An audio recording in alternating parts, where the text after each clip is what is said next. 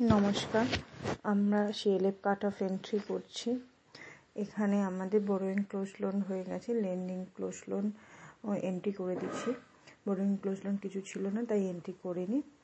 এবার আমাদের unmatch amount দেখাচ্ছে 8,25,200 টাকা, যেটা এবার আমরা কোথায় আনম্যাচ হচ্ছে সেটা আমরা চেক করছি।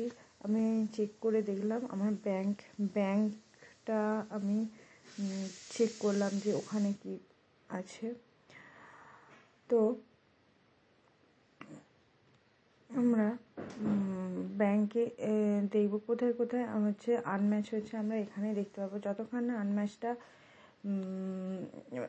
হচ্ছে ঠিক হয় ততক্ষণ কিন্তু মিটিংটা ক্লোজ করা যাবে না। তাই জন্যে আমরা কারেন্ট অ্যাসেট চেক করেছি,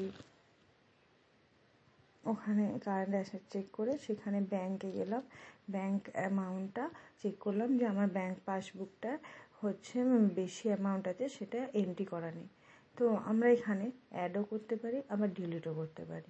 তো আমার ব্যাংক অ্যামাউন্ট এখানে ওই 10,55,000 মতো ছিল, সেটা আমি ব্যাংক ব্যালেন্সে এন্ট্রি করলাম এবং ডেট দিলাম 31শে মার্চ 2024 করে ওটাকে আপডেট করলাম।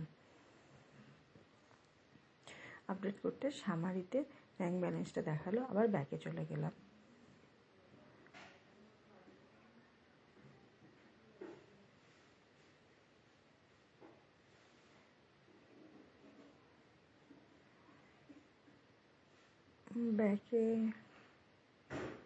ব্যাকে গিয়ে দেখলাম এখনও আমার 200 টাকার মতো আনম্যাচ আছে।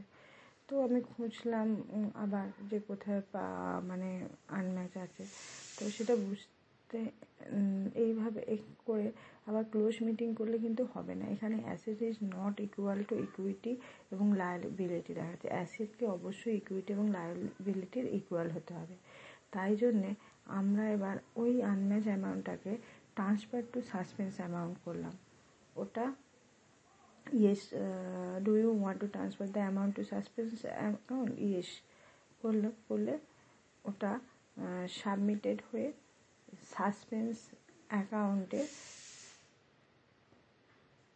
ওটা চলে গেলে ওটা ওখানে দেখিয়ে দিল যে ফিক্সড অ্যাসেটে ওটা 200 টাকা হয়ে গেছে।